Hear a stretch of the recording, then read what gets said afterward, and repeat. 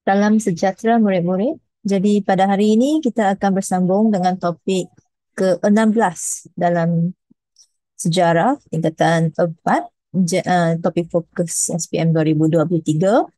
Jadi hari ini topiknya ialah latar belakang ataupun ciri-ciri ataupun kepentingan, dan termasuk juga nanti kita akan lihat siapakah anggota dalam sistem ahli ataupun siapakah ahlinya lah. Ya, ahlinya dipanggil ahli. Jadi itulah nama dia, sistem ahli. Maksudnya orang yang menyertai menjadi sebahagian daripada AJK, sistem ahli ini dipanggil ahli. Okey, jadi seterusnya kita lihat apakah latar belakang dia. Sedikit cerita tentang sistem ahli. Sistem ahli dilaksanakan pada April 1951 sehingga Jun 19. Sorry, yang ini kesilapan. Sepatutnya 55. Taklah begitu lama, kesilapan dalam mungkin typo pada masa pembuatan kad ini. Jadi selama lebih kurang 4 tahun sistem ahli dilaksanakan. Mengapa tamat pada tahun 1955, bukan 6, 55? Itu kerana perkataan di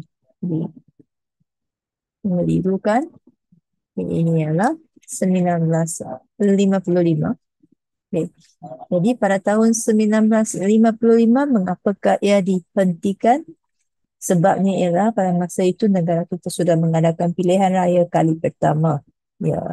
Jadi mengapakah pilihan raya berkait rapat dengan tamatnya sistem ahli?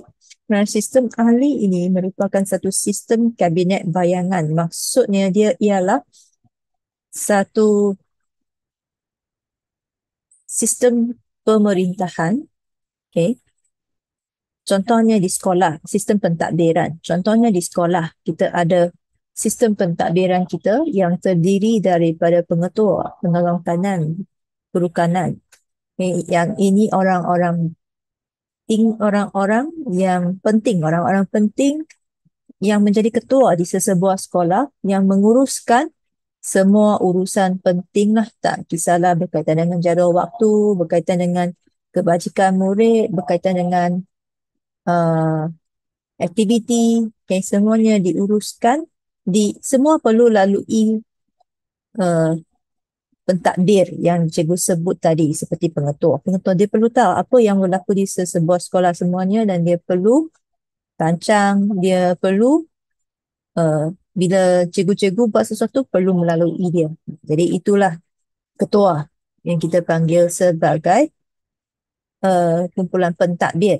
Dan di sini kabinet yang kita maksudkan di sini, nanti kita akan lihat ciri-ciri ni adalah sistem kabinet bayangan. Kabinet yang dimaksudkan di sini ialah sebuah jawatan kuasa AJK yang terdiri daripada yang cikgu sebut tadi, yang pemimpin, ketua-ketua dia tadi. Okay, jadi tapi kabinet yang dibentuk dalam sistem ahli ini bukan kabinet yang sebenar. Maksudnya ketua-ketua yang dipilih ini dia bukan ketua sebenar, dia bukan betul-betul macam tadi. Kalau ketua dia adalah pengetua dalam sistem ini bukan pengetua yang sebenar, kerana dia bukan dipilih oleh rakyat. Dia pun tidak memegang kuasa sepenuhnya. Dia masih perlu merujuk kepada pihak British, sebab masa itu kita belum merdeka, kita dalam proses nak merdeka. Jadi kita nak belajar dulu bagaimana nak uruskan negara kita, bagaimana nak jadi ketua, nak mentadbir, nak uruskan negara, apakah yang kita perlu buat. Jadi kita nak menimba ilmu daripada British. Oleh itu bukan sistem ahli ini untuk penduduk tempatan. Mereka pemimpin tempatan, mereka dapat belajar daripada daripada daripada pegawai British lah di sini. Okay?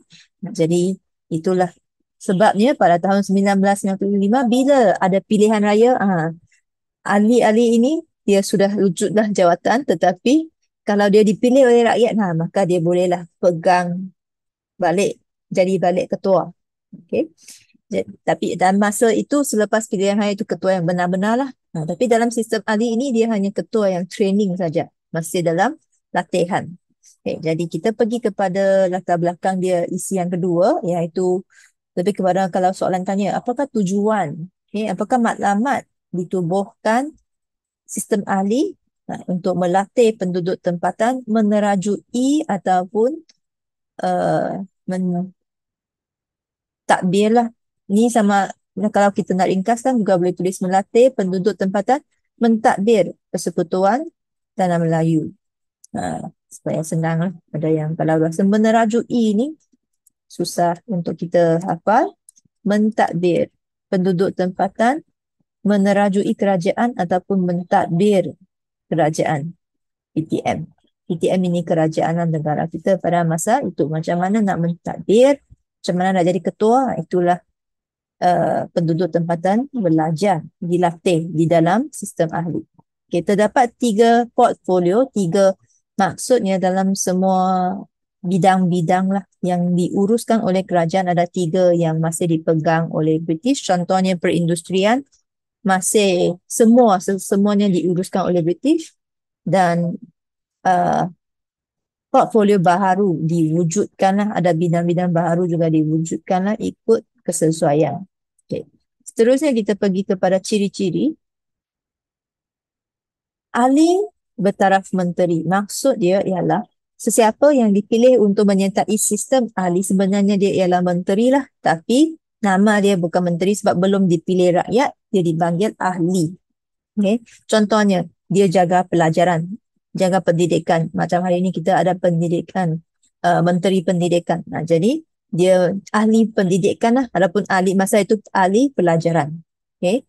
Kalau dia jaga bidang kesihatan, hari ini kita panggil menteri kesihatan. Tetapi dalam sistem ahli dia masih dalam latihan lagi, dia panggil ahli kesihatan. Bukan menteri kesihatan, dia panggil ahli kesihatan. Tapi dia sama standard dengan, sama taraf dengan menteri. Seterusnya, dia cikgu dah jelaskan tadi, dia adalah satu sistem kabinet bayangan di mana setiap satu ahli yang dipilih ni, setiap satu ketua atau menteri yang dinamakan ahli ini, mereka tanggungjawab mereka ialah jaga satu portfolio. Contohnya ahli pelajaran, dia akan jaga pelajaran, dia akan tengok dalam apakah keadaan pendidikan di negara kita pada masa itu, apakah undang-undang yang diperlukan ditambah baik ataupun ditambah dalam sistem pendidikan pada masa itu. Dia boleh cadangkan. Jadi ahli dilantik oleh Pesuruhjaya Tinggi British.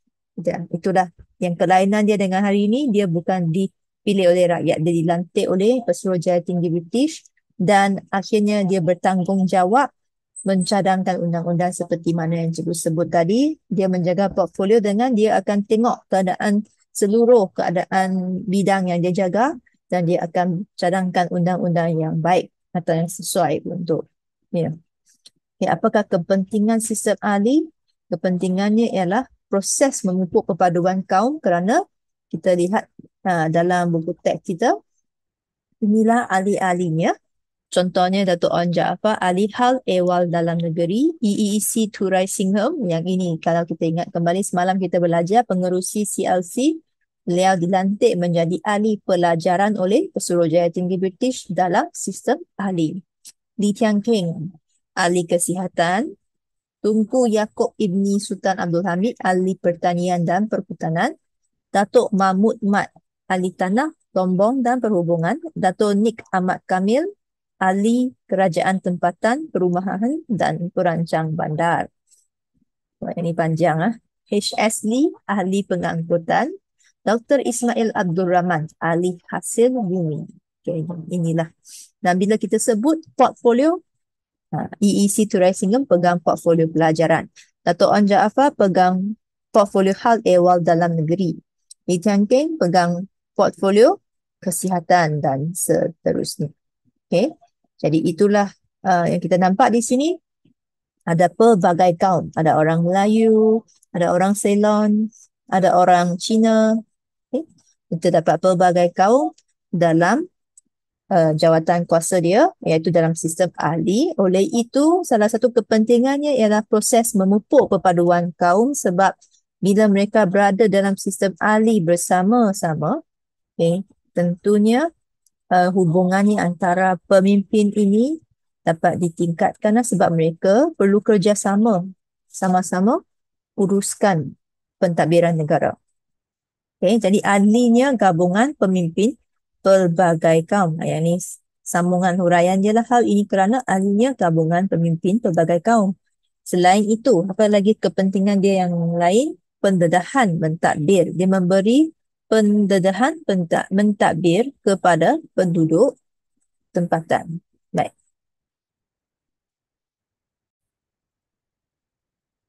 kita sambung sekarang dengan latihan.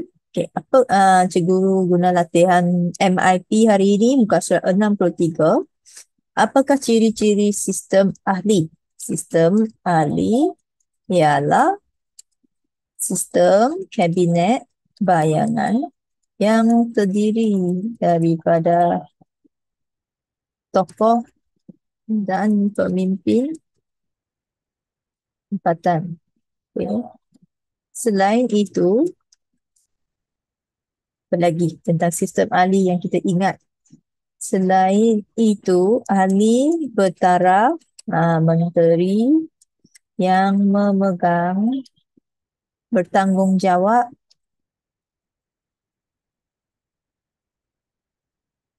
memegang satu portfolio dan mencadangkan undang-undang berkaitan. Okey, baik. Jadi itulah ciri-ciri sistem ahli. Okay, seterusnya satu markah untuk sistem kabinet bayangan terdiri daripada tokoh dan pemimpin tempatan satu markah, ahli bertaraf menteri satu markah, bertanggungjawab memegang portfolio satu markah, mencadangkan undang-undang berkaitan satu markah. Tapi markah maksimum dia 3 markah. Mengapakah pemimpin tempatan dan British bersetuju dengan pembentukan sistem ahli? Jadi yang ini dia soalan yang masih berkaitan dengan isi yang kita belajar tadi, tapi kita tak nampak langsung kan apa yang dia nak ceritakan. Sebab tadi kita ada ciri-ciri, kita ada kepentingan, kita ada anggota, kita ada latar belakang, tapi langsung tak nampak kata kunci tersebut. Jadi kita harus fikir. Yang kadang-kadang ni soalan ni dia hanya olah perkataan. Kita jangan terpedaya, kita mesti bijak mengaitkan dengan isi yang berkaitan. Jadi di sini mengapakah pemimpin tempatan bersetuju? Kalau kita bersetuju tentang sesuatu, mesti benda itu betul, benda itu tepat, benda itu penting. Jadi kalau kita lihat kembali ciri-ciri penting, kepentingan dan satu lagi latar belakang.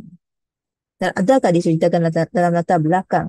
Mungkin ada juga dia cerita tentang tujuan dia kan, mengapakah? Tujuan juga boleh, tujuan ada kaitan dengan mengapakah. Mengapakah ini, kita nampak mengapakah dia boleh ada kaitan dengan tujuan.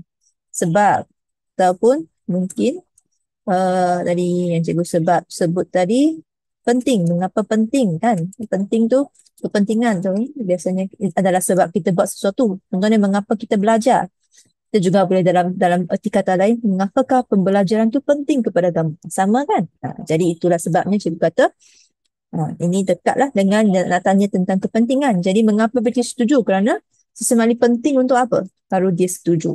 Jadi kita boleh gunakan kepentingan tadi untuk jawab soalan ini. Sistem, okay, kita salin balik pangkal ayat soalan. Sistem tempatan dan British bersetuju dengan pemimpin tempatan dan British bersetuju dengan pembentukan sistem ahli kerana dapat, apakah kepentingan dia yang pertama? Dapat memupuk perpaduan kaum. Hal ini kerana sistem ahli terdiri daripada pemimpin pelbagai kaum. Selain itu, melatih penduduk tempatan mentadbir kerajaan. Betul tak? Okay, jadi ini 3 isi untuk kepentingan yang telah kita lihat, kita belajar tadi dalam nota flashcard. Sekiranya boleh macam ragu-ragu, tambah lagi. Boleh jugalah tambah isi. Contohnya, ini dapat, ini dapat. Ha, tambah sikit. Hal ini ha, dan menyediakan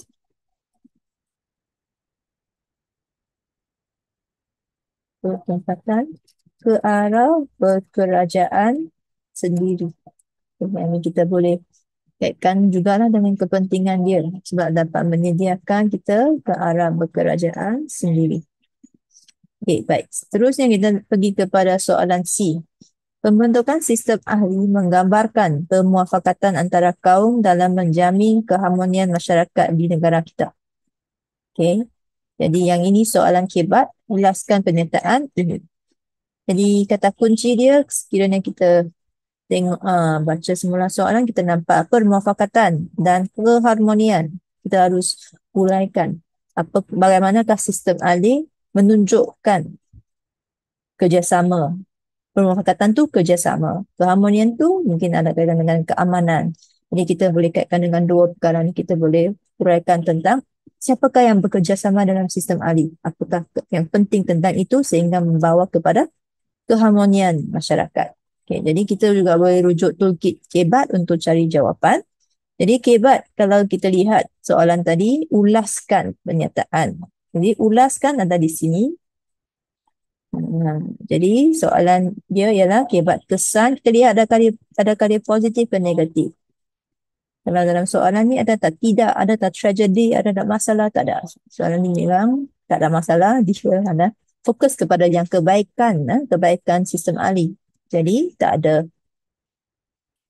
perkara negatif di sini. Jadi kita boleh guna kebat kesan, jawapan kebat kesan positif. Tetapi kita harus lihat tadi kita tengok dalam soalan, kata kunci dia ialah kerjasama. Permufakatan tu kerjasama. Jadi isinya kita harus cari yang berkaitan dengan kerjasama dan keharmonian. Okay. Kita kena mula daripada itu dulu. Bahagian yang sangat berkait dengan soalan dahulu. Baru kita sambung kepada isi kebat yang lain. Barulah nampak berkaitan yang jelas lah. Okay. Jadi contohnya di sini kalau kita cari ada tak kerjasama? Ada. Wujud kerjasama kaum, wujud keharmonian, wujud persefahaman, sistem pentadbiran teratur, wujud keadilan sosial, pembangunan ekonomi seimbang.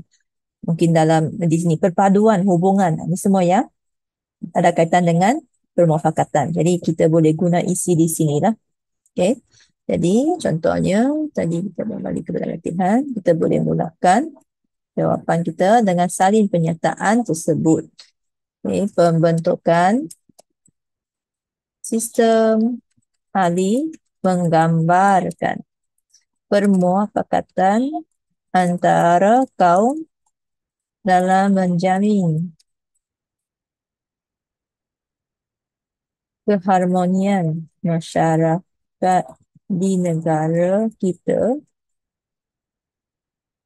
kerana kita jelaskan bagaimana ni dapat mewujudkan kerja sama kaum. Betul tak? Dan kita juga boleh sambung tadi apa keadilan sosial. Lepas tu baru kita huraikan. Yang kedua kita guna shock lah. Yang pertama salin soalan. Yang kedua H. Hal ini kerana terdapat pemimpin pelbagai kaum dalam sistem ahli. Okay.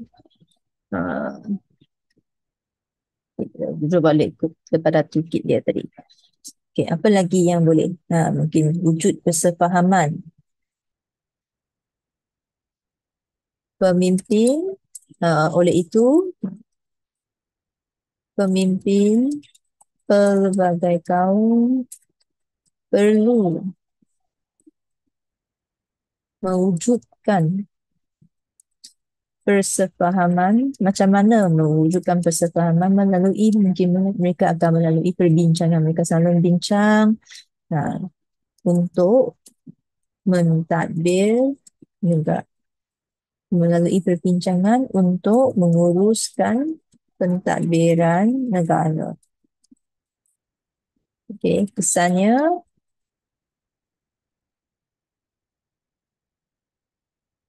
saya balik, mungkin ada jawapan yang sesuai di sini.